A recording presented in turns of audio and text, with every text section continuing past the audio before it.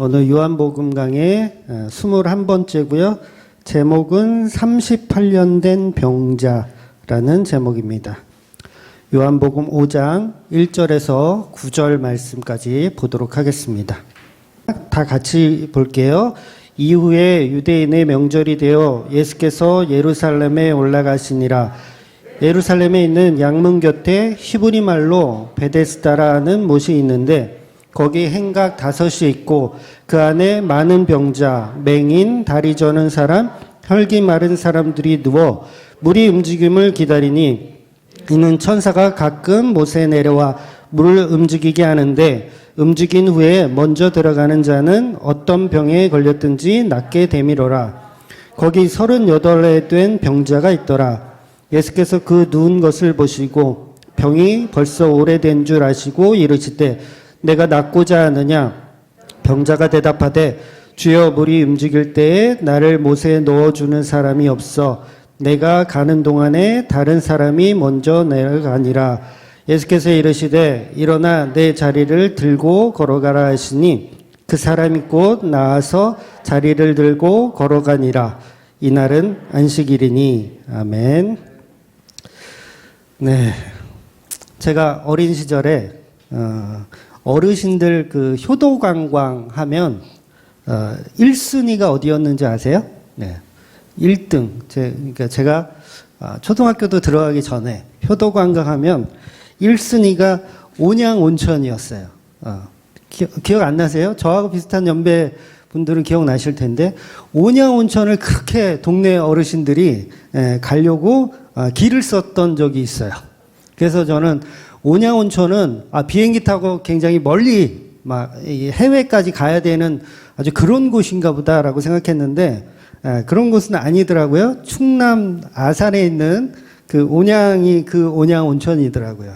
그래서 대한민국에서 가장 오래된 온천이라 그래요. 온양온천이. 그래서 지금은 이제 거기 온양온천 가면 호텔이나 아니면 수영장 이런 게 굉장히 잘 돼 있을 거거든요. 저도 한 15년 전인가 집사람하고 우리 큰아들하고 갔었던 기억이 나는데 정말 잘 놀다 왔던 기억이 나요. 그러니까 이 온양온천이 이 어르신들 사이에서 굉장히 유행했던 이유가 있더라고요. 그 이유가 뭐냐면 단순히 그냥 따뜻한 물이 나오는 곳이기 때문에 간 게 아니라 이 온천물은 사람들을 이렇게 건강하게 만들어주는 그런 어떤 그 성분이 있대요. 이 온천에는 사람들을 건강하게 만들어주는 성분. 그러니까 뭐 피부병이라든가 아니면 혈관계통의 그런 병증들 이런 게 이제 낫기도 하고 또 특이하게 이 부인병 여성분들이 걸리는 이 부인병에 굉장히 효과가 있다라는 소문이 돌았고 그리고 실제로 그런 효과를 본 사람들이 많이 있었다고 합니다. 그래서 굉장히 유명해진 온양온천이 되었다는 거죠. 그래서 이 대체의학을 하시는 분들의 말에 의하면 우리 몸을 1도 정도만 이렇게 높여서 이렇게 생활을 하면 암이 안 걸린다 그러더라고요. 암이 걸릴 일이 없대요. 그래서 가급적이면 이 몸을 따뜻하게 해주는 게 굉장히 효과가 좋다 그러더라고요. 그래서 가급적이 여름에도 이 에어컨을 너무 이렇게 쏘면은 별로 건강에 해롭다. 그래서 이렇게 따뜻하게 하면 좋다라고 합니다. 그래서 찬 음식보다는 이 따뜻한 음식들을 많이 먹는 것이 건강에 의롭다고 합니다. 아무튼 그런 맥락에서 오늘 본문에 나오는 이 베데스다 연못도 이 간헐천이라고 하는 그런 어떤 그 온천이 이렇게 샘솟는 그런 지역이었던 것 같아요.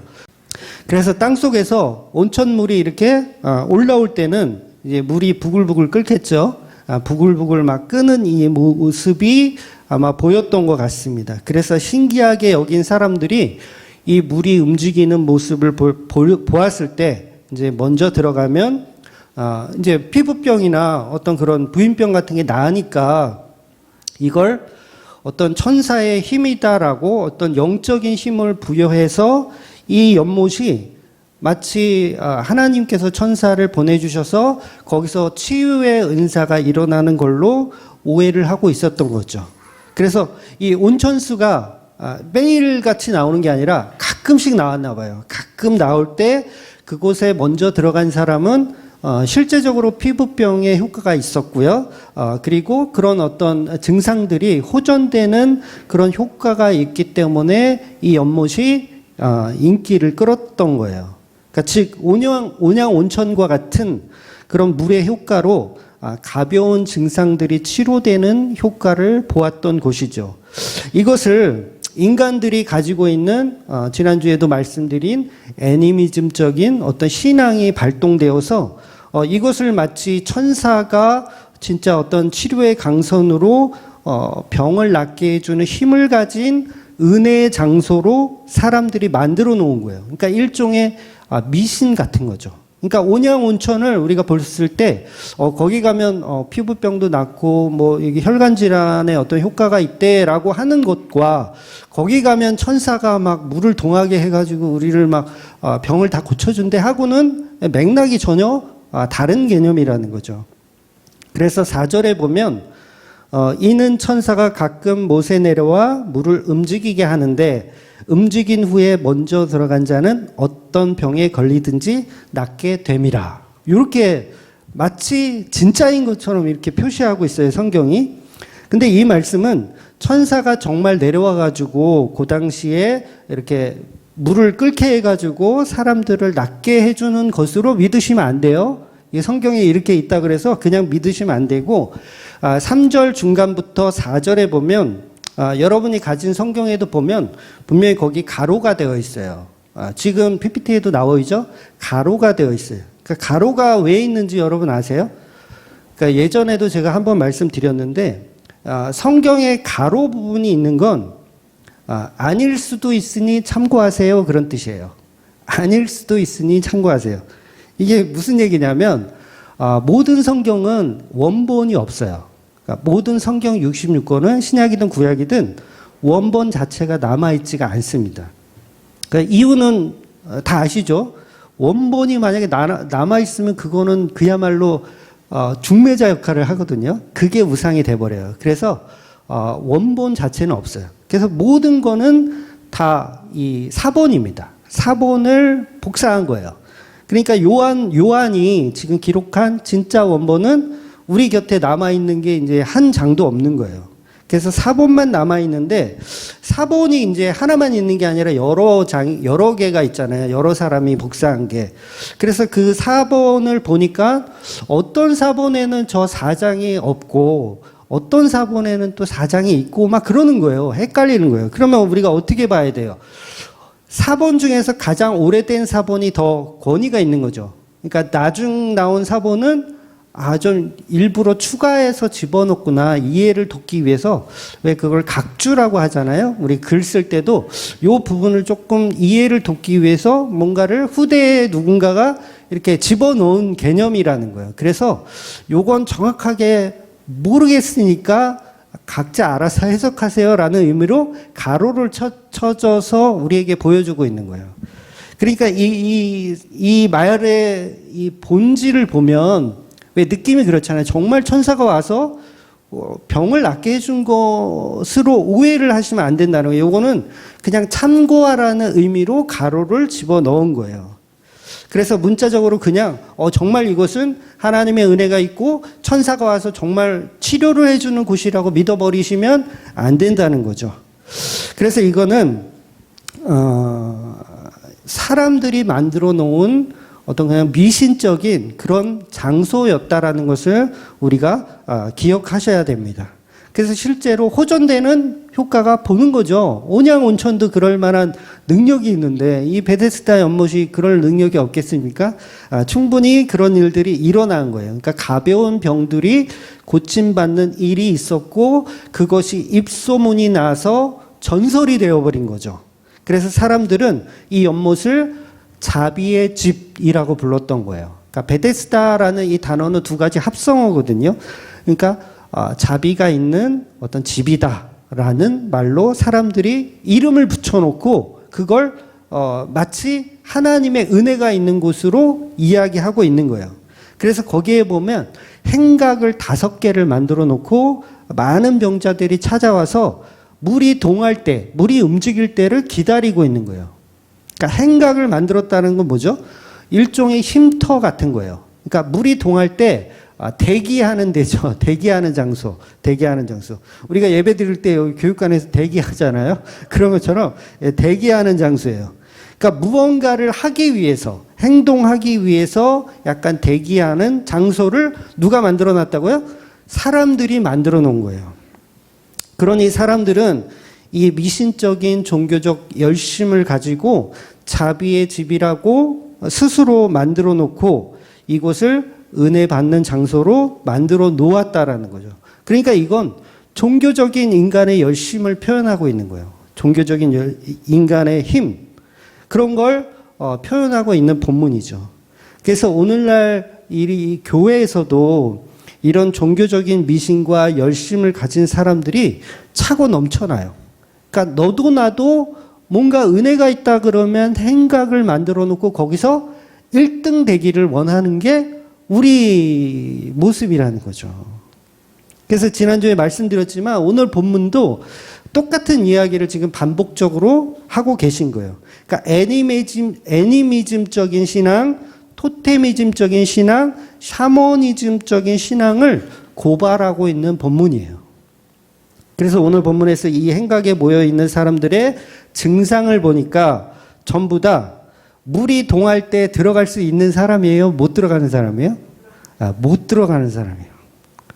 이게 상당히 아이러니한 건데 더구나 누구의 도움 없이는 온천물에 제일 먼저 들어갈 수도 없고 들어간다고 해도 전혀 효과를 보지 못하는 거예요. 왜냐하면 좀 피부병 같은 거를 갖고 온 사람들은 효과를 보겠지만 말 그대로 장애를 가진 사람들이잖아요. 여러분 장애라는 말은 국가에서 이 장애인 등급을 주잖아요. 이 장애인이란 말은 이 고쳐지기 불가능하다예요. 고쳐지는 게 불가능하다예요.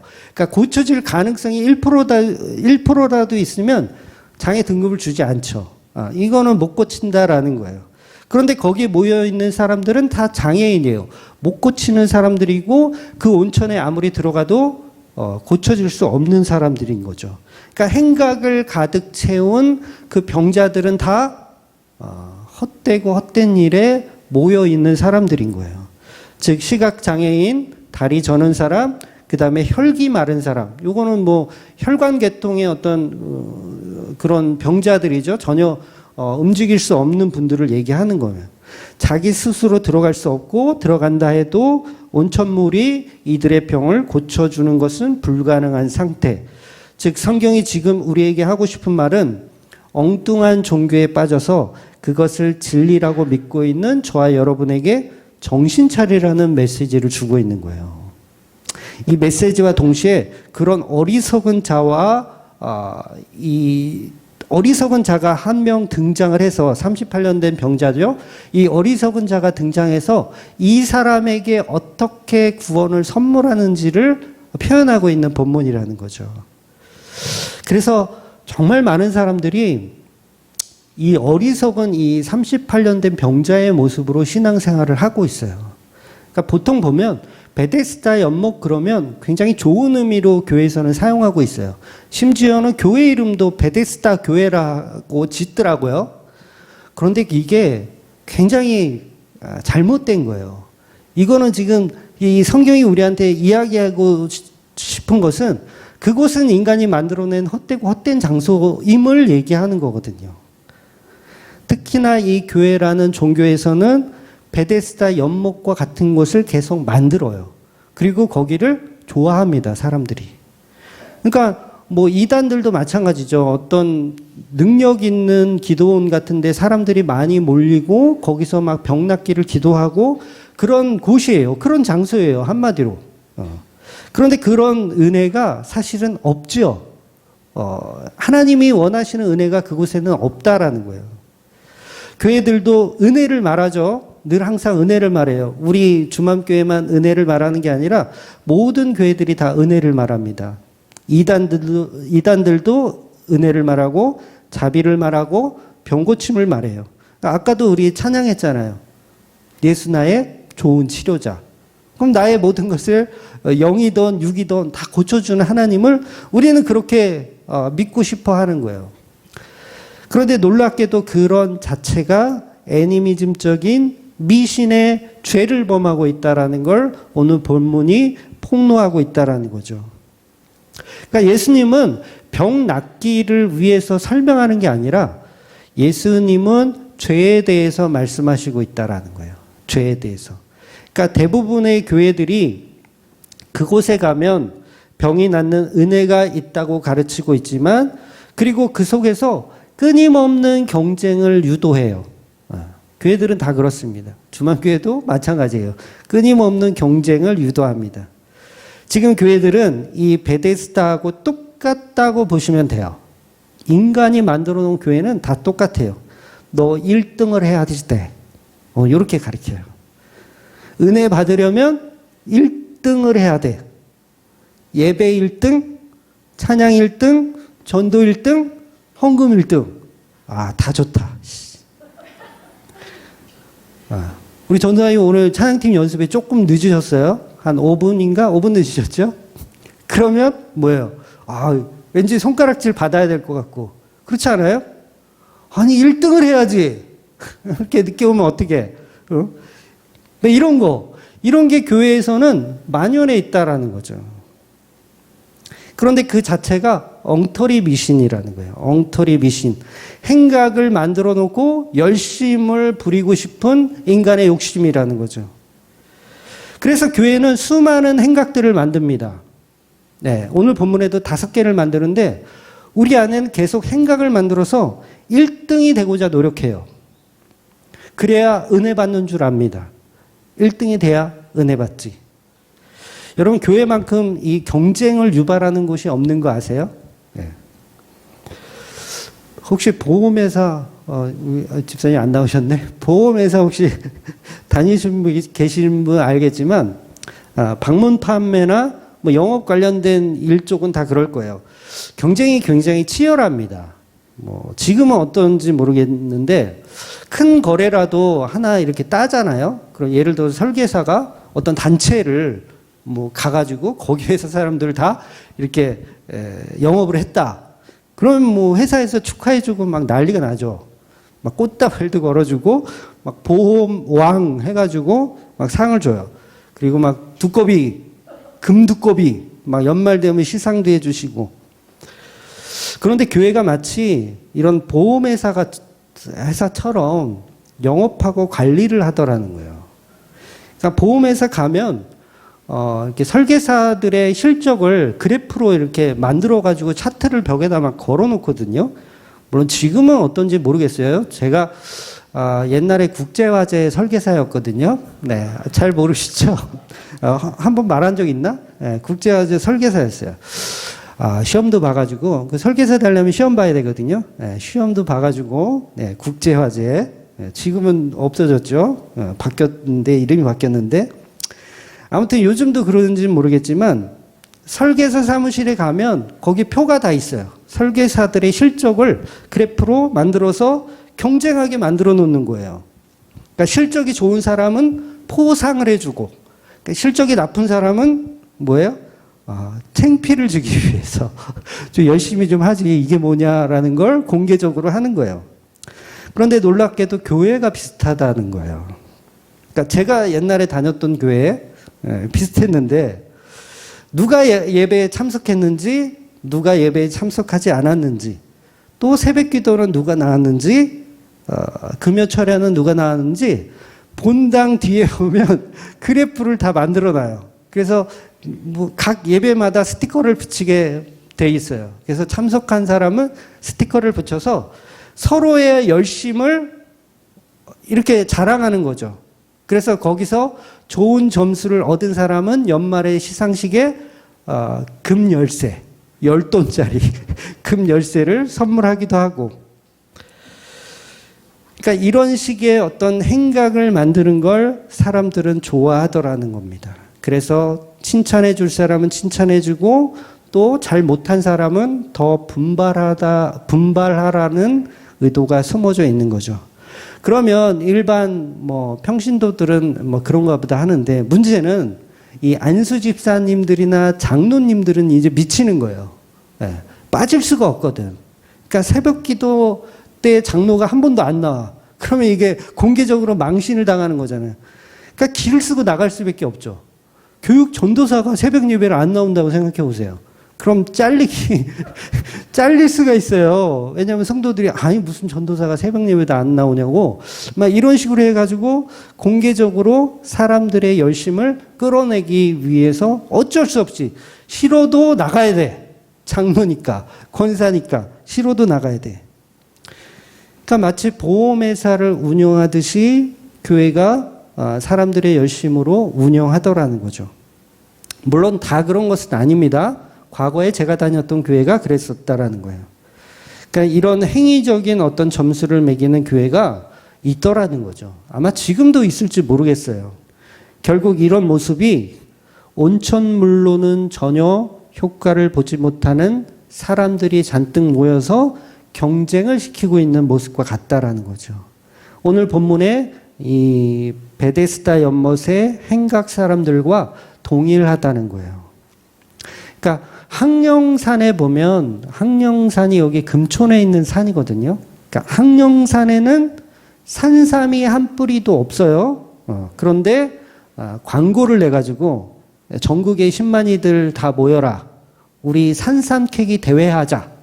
상금은 뭐 몇억 줄게. 막 해놓고 막 행사를 벌이는데 실제로 항령산에는 산삼이 한 뿌리도 없는 거예요. 그러니까 교회들이 하고 있는 열심은 뭐냐면 산삼 없는 항령산에서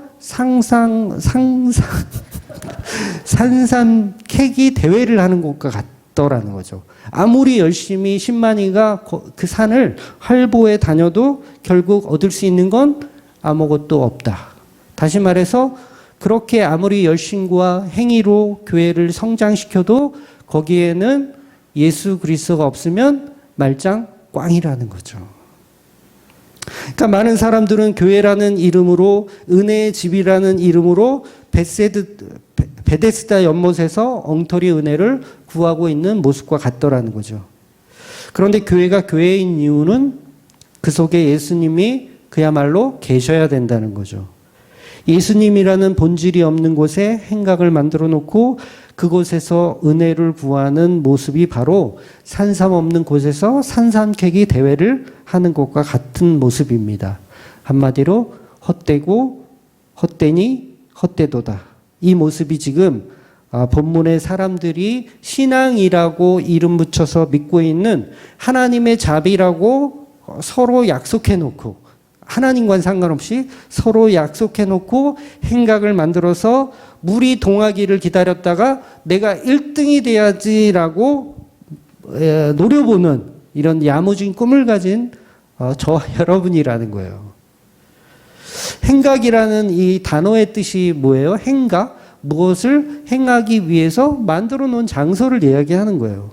그러니까 교회라는 건 마치 뭔가를 행하기 위해서 만들어 놓은 장소로 우리가 착각을 하더라는 거예요. 그런데 교회는 어떤 행위로 만들어지는 교회가 아니고 오히려 성도는 자기 스스로 할 수 있는 것이 아무것도 없는 상태가 사실은 정상의 상태인 거예요. 그러니까 마치 38년 된 병자처럼 우리는 아무것도 할 수 없는 존재라는 걸 알아야 되죠. 그런데 우리가 어떻게 1등을 논할 수가 있냐고요. 거기 지금 이곳에 모인 곳은 앞을 보지 못하는 사람, 그리고 38년 된 병자처럼 움직일 수 없는 사람들이에요. 그런데 이 사람들에게 1등을 가르친다는 게 모순 아닙니까? 1등을 가르치고 있어요.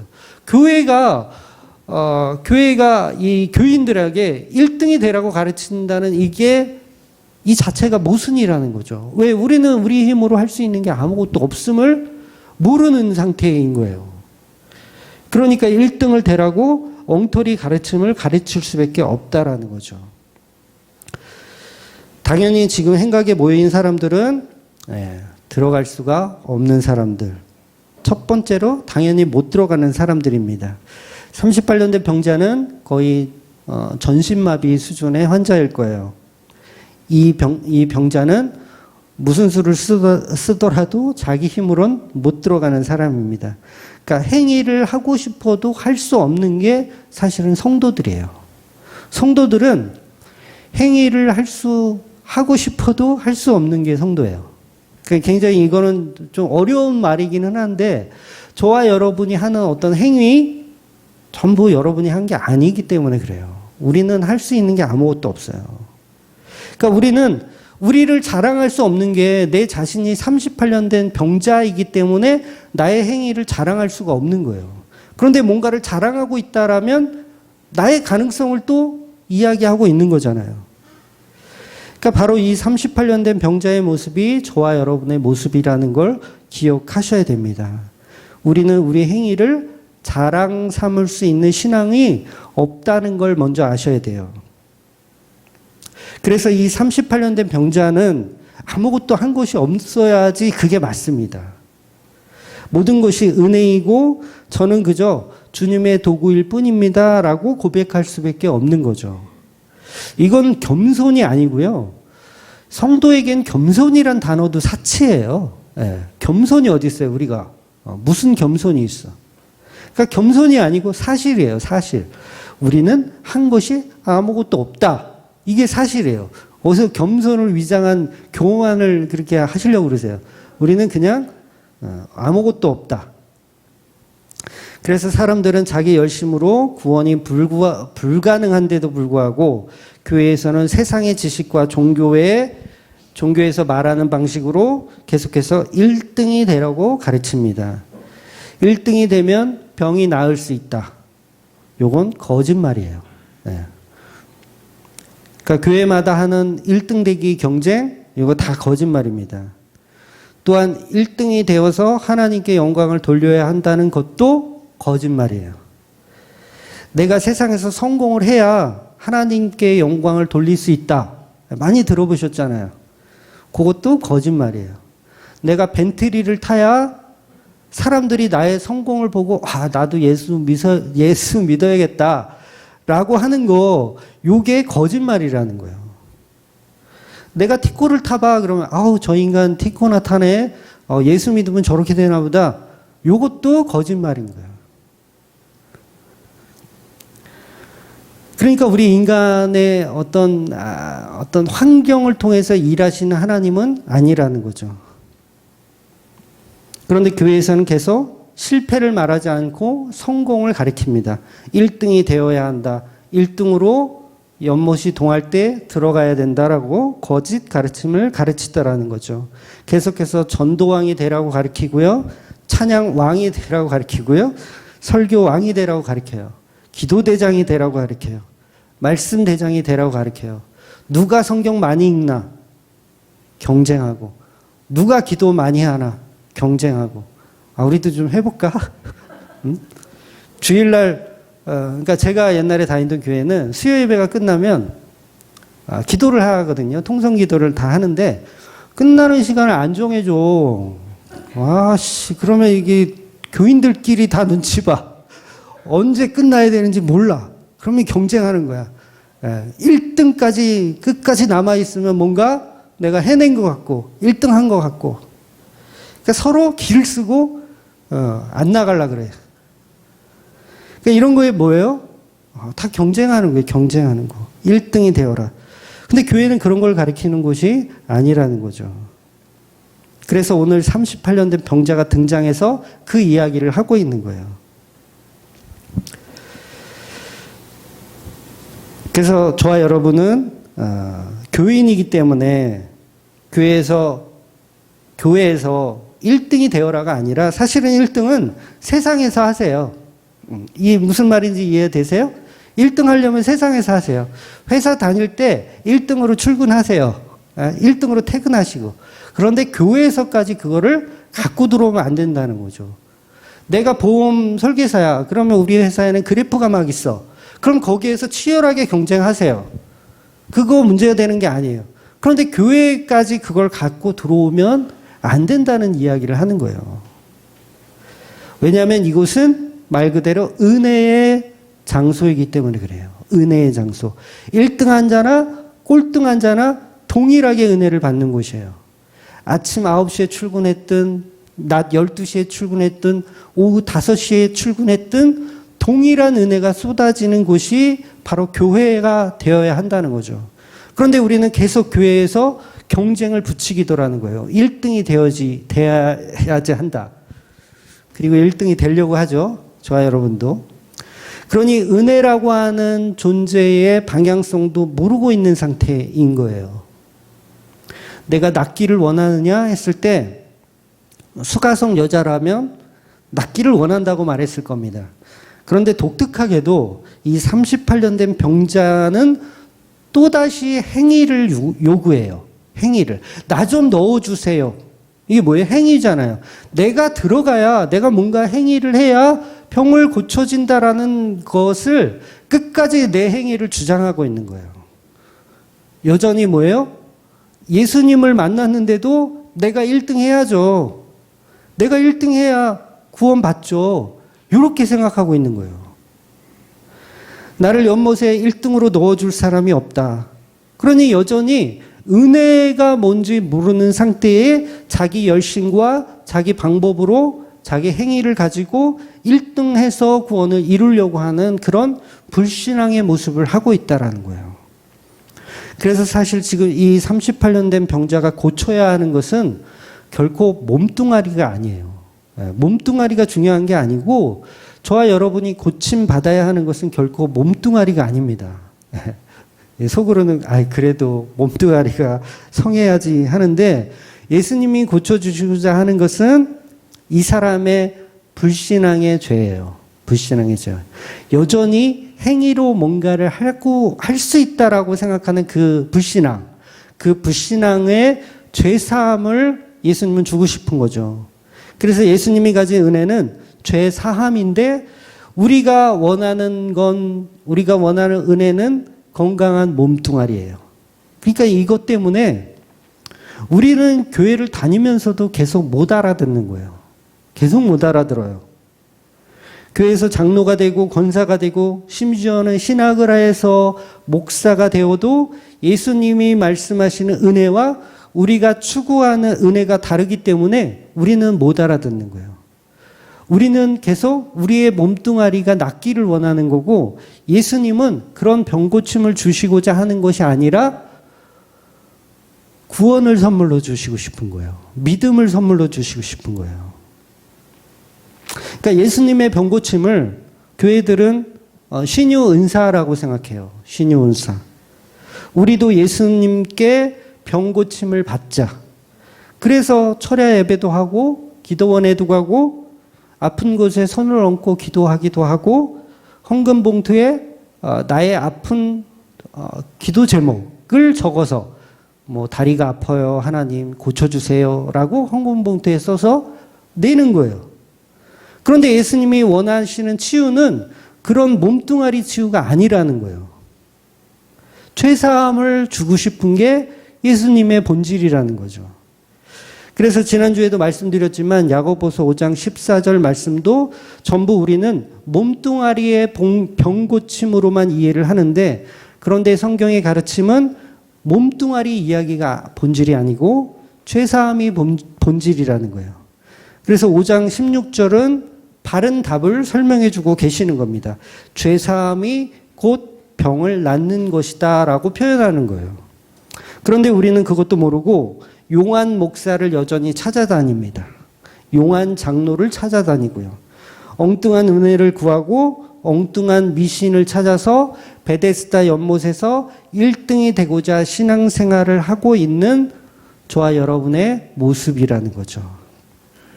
그래서 예수님이 이 38년 된 병자와 헤어졌다가 나중에 다시 만나는데 뭐라고 말씀하시냐면 네 다리가 이제 좀 쓸만하니?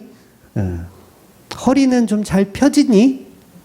뭐 이런 몸뚱아리 관리에 대한 어떤 질문을 하는 게 아니라 야, 너 이제 조기 축구도 할 수 있겠다? 아침마다 건강을 이제 유지해. 아침마다 이제 운동 좀 하고 몸 관리는 네가 해야지. 내가 계속 고쳐줄 수가 없어. 이제 열심히 몸 관리해라. 라고 설명해 줘야 될 것 같죠. 만약에 이게 몸뚱아리 치료가 목적이라면 예수님은 그렇게 말씀하셨어야 돼요. 이제 몸 관리 잘해라. 너 내가 또 고쳐줘야 되는 이런 불상사가 있으면 안 돼? 열심히 몸 관리해? 이런 질문을 해야지 이게 맞는데, 그 몸뚱아리 치유가 본질이라면. 그런데 예수님의 질문과 예수님의 안부는 뭐였냐면 죄에 대한 안녕을 물으시더라는 거예요. 죄에 대한 안녕. 그래서 요한복음 5장 14절을 보면 그 후에 예수께서 성전에서 그 사람을 만나 이르시되 보라 내가 나았으니 더 심한 것이 생기지 않게 다시는 죄를 범하지 말라 하시니. 이렇게 말씀하시는 거예요. 즉 예수님이 치료해 주신 것은 이 38년 된 병자의 몸뚱아리가 아니고 죄사함을 주셨다라는 거예요. 죄사함. 죄사함이 본질이라고 설명하는 거예요. 다시 말해서 이 병자는 더 이상 엉뚱한 베데스다 행각에 가서 시간을 허비하지 않아도 된다라는 얘기를 하는 거예요. 그러면 이 베데스다 연못에 이 사람이 또 가서 거기서 행각에서 또 뭔가 요번엔 전신마비 고쳤는데 요번엔 내가 위장병이 좀 있어. 요것도 좀 고쳐야 되겠다. 그리고 베데스다 연못에 또 가서 거기서 또 축치고 있어요. 1등 하려고. 그럼 그게 뭐예요? 그런 짓거리는 이제 하지 마. 그 얘기를 하고 계신 거예요. 그 자체가 죄에 대한 이야기를 하고 있는 거죠. 다시 말해서 인간들이 만들어 놓은 거짓된 교회에 소속하여 여전히 또 1등이 되고자 하는 자신의 열정과 시간을 쏟을 필요가 없다라는 말씀을 하시는 거예요. 그건 죄다. 그러니까 그런 짓거리를 다시는 하지 마라. 라는 말씀을 그 죄에 대한 안녕을 묻고 계신 거예요. 그러니까 진짜 은혜와 자비가 무엇인지를 바르게 알라는 것이죠. 그래서 이 병자는 성전이라고 하는 곳에서 예수님을 다시 만나는 거예요. 그러니까 물론 물리적인 건축물이 아닌 예수님이 계신 곳이 성전이에요. 예수님이 계신 곳. 진짜 성전으로 오시는 예수님을 다시 만나게 되는 내용을 나중에 이제 기록한 거죠. 그러니 이 말씀은 단순한 병 고침이 본질이 아니고 죄에서 구원하시는 예수님의 본질적인 복음을 설명하고 계신 본문입니다. 그러니 저와 여러분은 38년 동안 엉뚱한 베데스다 연못을 향하여 행각에 누워있는 종교 생활을 하고 그랬다면 이제 그 자리를 털고 일어나서 성전 대신 예수님이 계신 곳으로 십자가의 표적을 믿어야 한다는 거죠. 그 거짓된 이 행각에서 벗어나야 한다는 은혜의 말씀으로 보셔야 됩니다. 그래서 신명기 2장 14절에 보면 율법을 받은 이스라엘 백성들은 율법을 받고도 무려 38년 동안이나 광야 생활을 더 해요. 율법을 받고도. 신명기 2장 14절을 한번 볼게요. 가데스 베네아에서 떠나 세렛 시내를 건너기까지 38년 동안이라 이때에는 그 시대의 모든 군인들이 여호와께서 그들에게 맹하신 대로 진영 중에서 다 멸망하였나니. 여러분 이게 이스라엘 1세대의 멸망이거든요. 이스라엘 백성 1세대는 율법을 받고도 광야에서 38년 동안을 헤매다가 엉뚱한 자비와 엉뚱한 은혜를 구하다가 다 죽어나가요. 다 멸망당해요. 1세대는 못 들어가거든요. 가나안 땅에 못 들어가대요. 그러니까 여호수아와 갈렙만 빼고는 다 못 들어가는 거예요. 그러니까 38년 동안 엉뚱한 은혜를 구하고 있었다라는 거죠. 그럼 저와 여러분이 38년 동안 이 오늘 본문에 나오는 38년 된 병자가 어떤 모습이에요? 광야에서 엉뚱한 믿음을 가지고 엉뚱한 행위를 가지고 살았던 그 어리석은 삶을 이야기하는 거죠. 그러니까 저와 여러분이 만약에 그런 삶을 지금 38년 동안 살고 계시다면 우리는 멸망당해야 한다는 거예요. 멸망당해야 한다는 거. 그래서 오늘 본문에 이 38년 된 병자는 광야에서 죽은 1세대와 같은 거예요. 자기 힘으로는 구원이 불가능한 오직 은혜로만 살아가야 하는 존재인데 자기 스스로는 계속 1등이 되고자 하는 거. 결국 광야의 1세대는 하나님의 약속을 의지하지 않고 계속해서 불평불만을 했어요. 일관되게 인본주의를 주장했어요. 그러니까 38년 동안 하나님이 계셨는데도 불구하고 하나님이 없는 자기의 행위로 승리하고 싶었던 그 1세대. 전쟁을 하더라도 우리의 힘과 우리의 능력으로 1등을 해야 된다라고 보는 행위주의자들. 그런 행위주의자들이 38년 동안 광야에서 살았다라는 거예요. 광야의 생활을 하면서 인간의 가능성 없음을 보지 못하고 그저 사람들이 만들어 놓은 가짜 은혜, 그 베데스다 연못에서 마치 내가 하나님과 같다라는 교만으로 1등이 되기 위해서 자리를 깔고 38년을 보내는 사람들과 같다라는 거죠. 저와 여러분이 혹시 그런 모습은 아닌지 한번 확인해 보시기 바랍니다. 그러니 본문에서 병자들이 모여 있는 이곳에 이 죽치고 있는 이 사람들이 하나님의 약속을 믿지 않았고 하나님의 약속을 믿은 게 아니에요. 이건 자기 판단으로 가나안을 정복하고 싶은 욕심만 있던 사람들이에요. 그러니 애굽으로 돌아가자라는 말을 외칠 수밖에 없죠. 광야 1세대는 계속 그랬어요. 돌아가자. 애굽으로 돌아가자. 그런 사람들이 결국 엉뚱한 은혜를 기대하며 교회에 다니고 있는 행각을 만들어 거기에 누워있는 꼴이라는 거죠. 그래서 본문이 말하는 이곳 베데스다는 하나님의 주시는 자비의 집이 아닙니다. 자비의 집 아니에요. 주맘교회도 마찬가지예요. 하나님의 주시는 자비의 집 아닙니다. 주맘교회 왔으니까 야, 난 이제 베데스다 연못에 왔다. 이렇게 착각하시면 안 돼요. 주맘교회도 하나님이 주시는 자비의 집이 아니에요. 진정한 생수의 강이 흐르는 예수님을 만나셔야 돼요.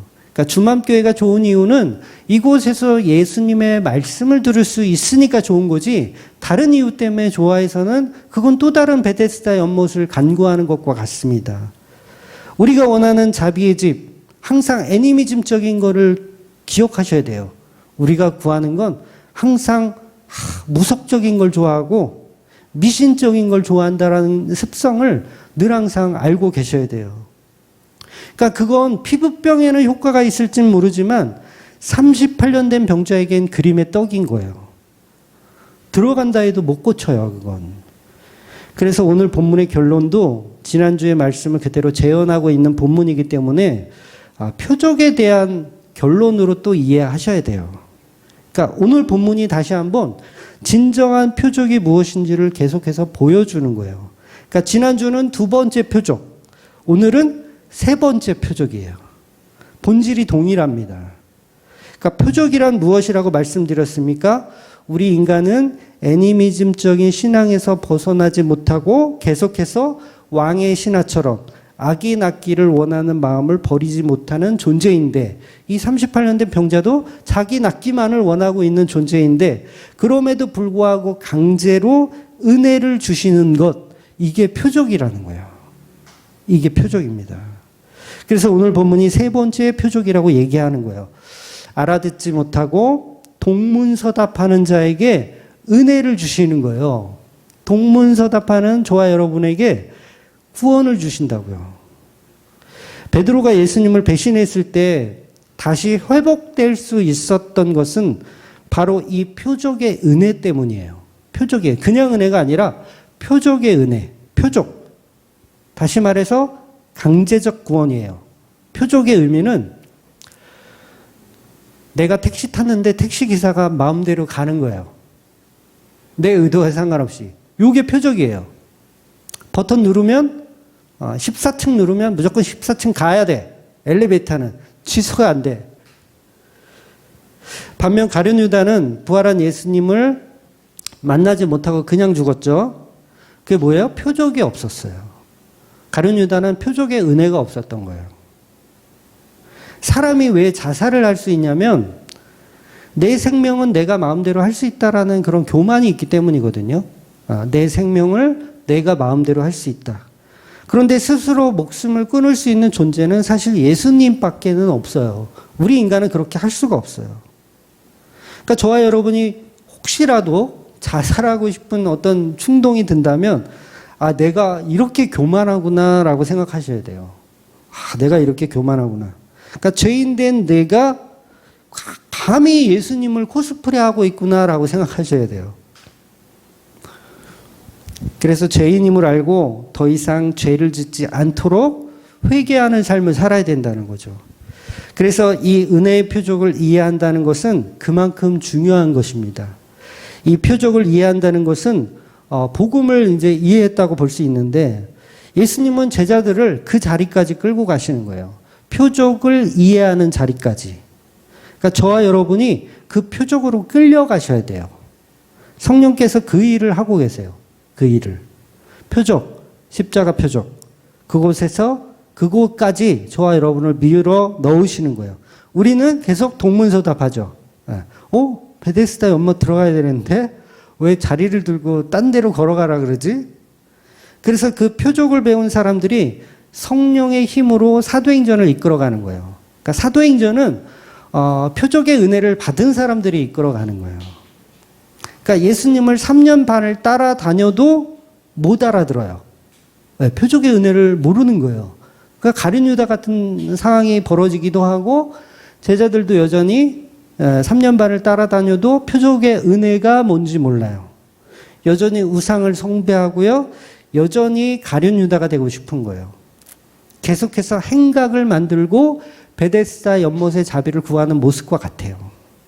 그러니까 우리가 성경을 너무도 잘 알잖아요. 제자들보다 더 잘 알 거예요. 어떻게 보면 제자들보다 더 잘 알아요. 신학 박사님들 보세요. 바울보다 더 잘 알아요. 얼마나 잘하는지 몰라요. 그런데 뭐예요? 표적이 뭔지 몰라요. 예수님의 십자가 표적이 뭔지 몰라요. 그래서 오늘 등장하는 이 38년 된 병자도 애니미즘적 신앙의 끝판왕이라고 볼 수 있어요. 전혀 십자가 복음과는 무관한 어떤 이가 그냥 미신적이며 무당적인 신앙을 가지고 있는 어떤 이가 어떻게 은혜를 받는지를 표현하는 거예요. 그냥 이 38년 된 병자는 교회를 다닐 뿐이에요. 교회를 다니는 거예요. 하나님의 자비가 있는 곳을 다니는 거예요. 그리고 거기서 열심히 1등 하려고 해요. 주일 성수하고 11조 지키고 새벽 예배 가고 차트에 아주 1등이야 늘. 그런 어리석은 자임에도 불구하고 은혜가 38년 된 병자를 덮치는 거예요. 놀라운 얘기죠.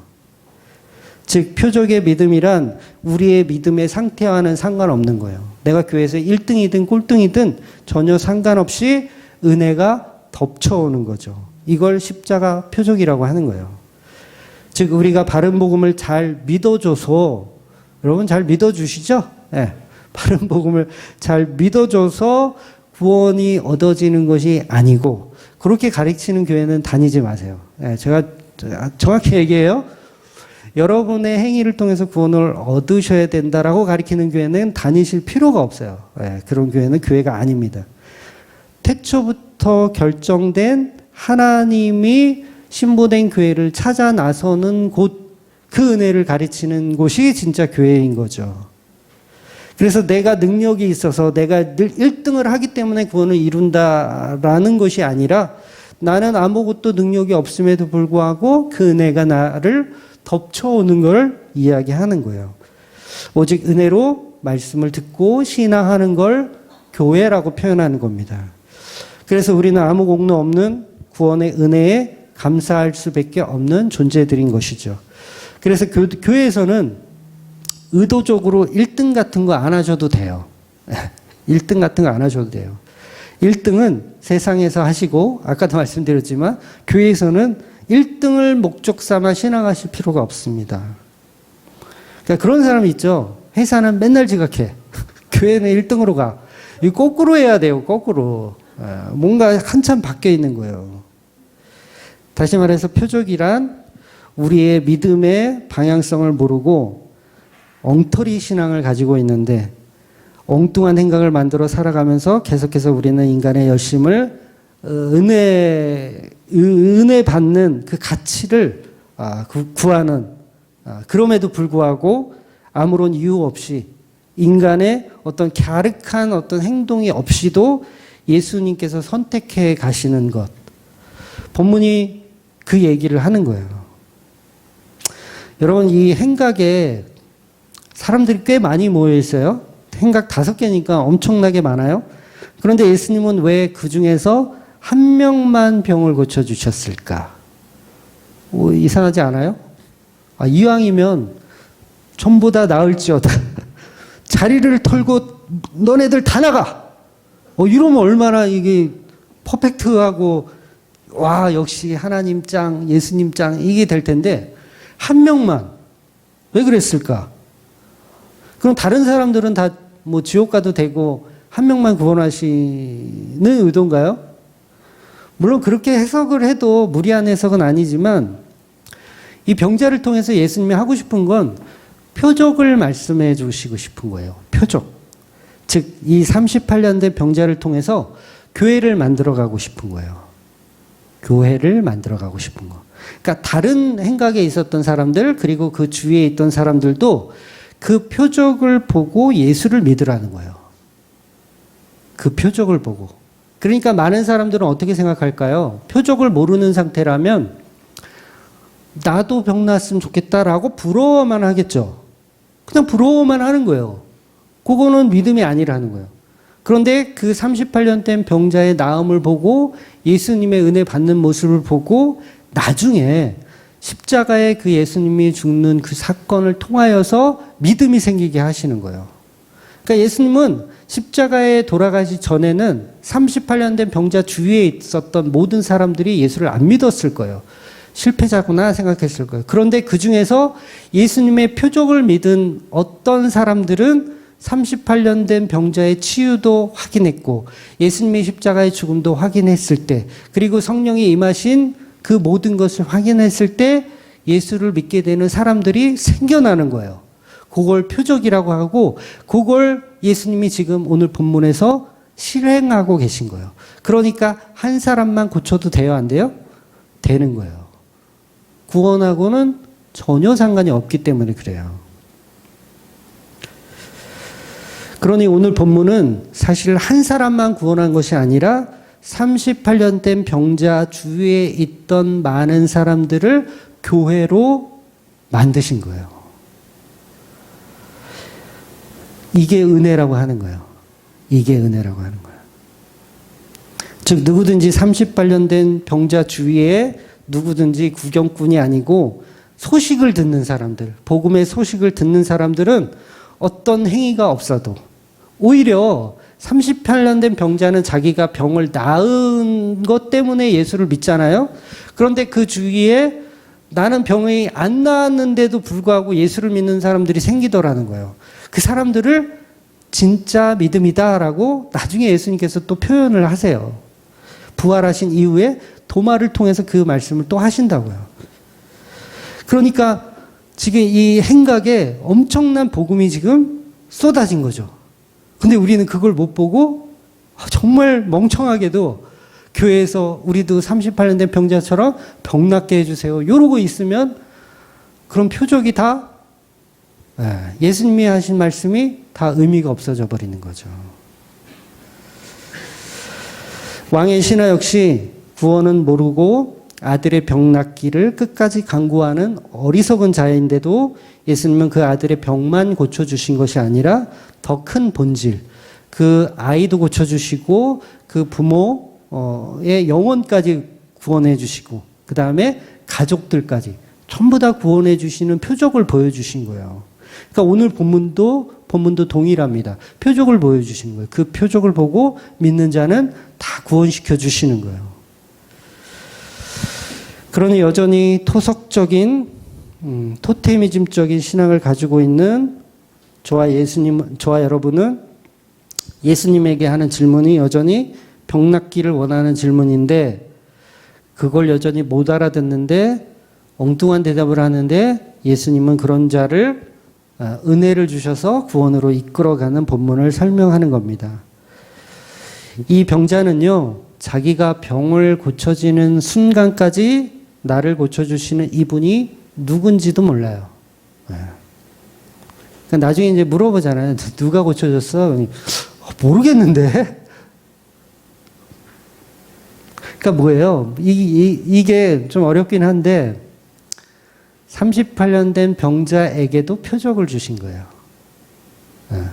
단순히 병을 낫게 해준 어떤 일을 믿는 게 아니에요, 지금. 이 사람은 지금 누가 고쳐주는지도 몰라. 그런 식으로 예수 믿지 말라는 얘기예요. 누가 나 고쳐주는지도 몰라. 이 상태를 일부러 예수님께서 자리를 피하셨어요. 고쳐놓고 도망가셨어요. 왜냐하면 샤머니즘 쪽으로 또 예수를 믿을까봐. 그게 아니라 나는 너에게 표적을 주고 싶어. 나중에 내가 십자가에 죽는 그 순간에 그 구원을 내가 이룰 거야 라는 표적을 주신 거예요. 그러니까 이 38년 된 병자는 누가 고쳤는지도 몰라. 이 38년 된 병자가 지금 양문 앞에 있어요. 양문 앞. 여기서 말하는 양문은 문이 두 개라는 말이 아니라 제사할 때 쓰는 그 양을 얘기하는 거예요. 어린 양을. 그러니 이곳은 양이 드나드는 곳이고 베데스다라는 자비의 집이라는 뜻임에도 불구하고 예수님이 오지 않으면, 그러니까 양이 있는 곳이고 하나님의 자비가 있는 곳이고 다 이게 갖추어질 어떤 행위들이 다 있지만 거기에 예수님이 오시지 않으면 그냥 우상숭배의 자리가 되는 거예요.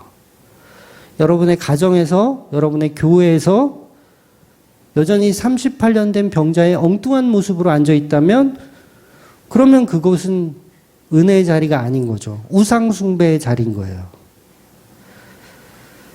그래서 예수님 없으면 신앙생활도 하지 마세요. 예수님 없으면 신앙생활도 하지 마세요. 무슨 교회에서 금 열쇠 받으려고 그렇게 열심히들 하세요. 그 미신 짓 하는 거고 우상숭배하는 거잖아요. 이런 예수 없는 교회들은 날마다 스스로 무언가를 하기를 좋아하죠. 저와 여러분이 예수가 없잖아요. 그럼 뭔가를 하기를 좋아해요. 1등하고 싶어요.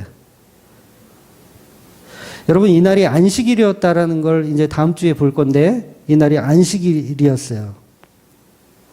지금 나와 있는 이 수많은 사람들은요, 사실 안식일을 범하고 있는 거예요. 누가 갖다가 옮겨다가 집어넣어주면 그 안식일 범하는 거거든요. 근데 여기 있는 사람들은 다 못 움직이는 사람들이에요.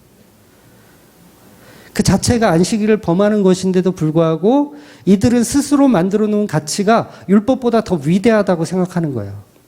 우리가 1등 해야지, 교회에서 1등 해야지, 내가 최고가 돼야지 라는 이 마음 자체가 율법적으로도 맞지 않는데도 불구하고 그걸 우리는 신앙생활이라고 우기고 있는 거예요. 완전히 모순 덩어리예요. 아니, 교회 다니는 사람들 저는 싫어하거든요. 그냥 이 사회에서 누구를 만났는데, 자기 불자래. 그러면, 마음에 안심이 가. 그런데, 교회 다닌다고 하면, 일단 좀 싫어. 네, 이게 중에 굉장히 아이러니한데, 왜 그런 걸까요? 아주 교만하고, 아주 더럽고, 추한 사람들이 교회를 다녀요. 38년 된 병자들이 교회를 다녀요. 그거 한번 나아보려고. 아주 더러운 목적을 가지고 교회를 다녀요. 그러기 싫은 거예요. 그러니까 교회를 다니면서도 우리는 모순덩어리인 거예요. 모순덩어리. 율법을 지키려면 613가지를 다 지켜야 되잖아요. 근데 자기가 지키고 싶은 것만 지키면서 마치 나는 거룩한 것처럼 행동하니까 싫은 거야. 그러니까 11조를 바칠 때 교회에서 이제 11조 바치잖아요. 세전으로 바쳐야 돼요? 세후로 바쳐야 돼요? 소득의 10분의 1, 매출의 10분의 1. 농사의 개념이거든요. 11조는 구약에서 매출의 10분의 1이에요. 농사의 개념이니까 뭐 비료값 빼고 뭐 인건비 빼고 뭐 그다음에 서리에 간 거 빼고 10분의 1이 아니에요. 그냥 수확한 거의 10분의 1이에요. 이거 얼마나 이거 불합리해. 소득의 10분의 1이 아니라 매출의 10분의 1이에요. 그럼 예를 들어서 중간 이윤이 5%다. 이윤이 5%예요. 11조 어떻게 낼 거예요? 내가 950만 원 투자했어. 비료 사고 인건비 해가지고. 그래서 1000만 원어치 수확을 했어요. 950만 원 투자해서 1000만 원 수확했어. 그럼 11조 100만 원 낼 거예요? 5만 원 낼 거예요? 어떻게 해야 돼, 이거? 그러니까 이게 스스로가 모순인데 그 모순을 발견하지 못하는 거예요. 이번 주에 우리 권사님이 요구르트를 20개를 놓고 가셨어요. 그러면 어떻게 해야 돼? 2개는 어떻게 해야 돼? 여기다 올려놔야 되나? 2개는 여기다 올려놓고 유통기한 지날 때까지 아무도 먹으면 안 되나? 스스로 인간이 만들어 놓은 율법은요, 다 모순이에요. 근데 그 모순들을 발견하지 못하죠, 우리는. 왜냐하면 우리가 만들어 놓은 잣대에서 우린 그걸 1등이라고 믿고 있는 거예요. 그렇게 해야지 내 마음이 편해요, 사실. 과거에 11조 하던 분들은 11조 안 하면 뭔가 좀 후련하지가 않아. 내 마음이 정한 거예요. 내 마음이 정한 거. 그렇게 훈련 받은 거고요. 주일 빠지면 왠지 이상한 것 같고. 거기서 탈출해라. 그 얘기를 하시는 거야. 오늘 본문은 베데스다 연못에서 탈출해라. 그 행각에서 탈출해라. 네 자리를 털고 일어나서 자리 들고 가. 성전으로 가. 예수가 있는, 은혜가 있는 곳으로 가. 라고 얘기하는 거예요. 그럼 저와 여러분이 예수가 있는 곳으로 가셔야죠. 왜 아직도 그런 율법에 사로잡혀서 신앙생활이라는 이름으로 자기 잣대의 어떤 확장을 위해서 교회를 다니고 계시냐는 거죠. 이제는 헛된 우상을 버리고 나라는 우상에서 탈출하셔야 돼요. 나라는 우상. 병 고치는 것이 목적이 아닌 나의 주인 된 예수의 삶으로, 그와 함께하는 삶으로 바꾸셔야 된다는 거죠. 그래서 교회를 다니는 것도 예수님을 사랑하기 때문에 다니셔야 돼요. 에? 1등 하려고 오지 마세요. 1등으로 오는 건 보기만 해, 아주. 예? 그러니까 어떤 율법적인 게 아니라 예수를 사랑해서 표현해지는 그런 믿음의 신앙인들이 되시고, 그 십자가의 은혜가 표적이 되어서 우리의 삶을 주관하시고 주장하시는 성도의 삶을 살아내시는 저와 여러분이 되시기를 주의 이름으로 축원드리겠습니다. 아멘. 기도하겠습니다.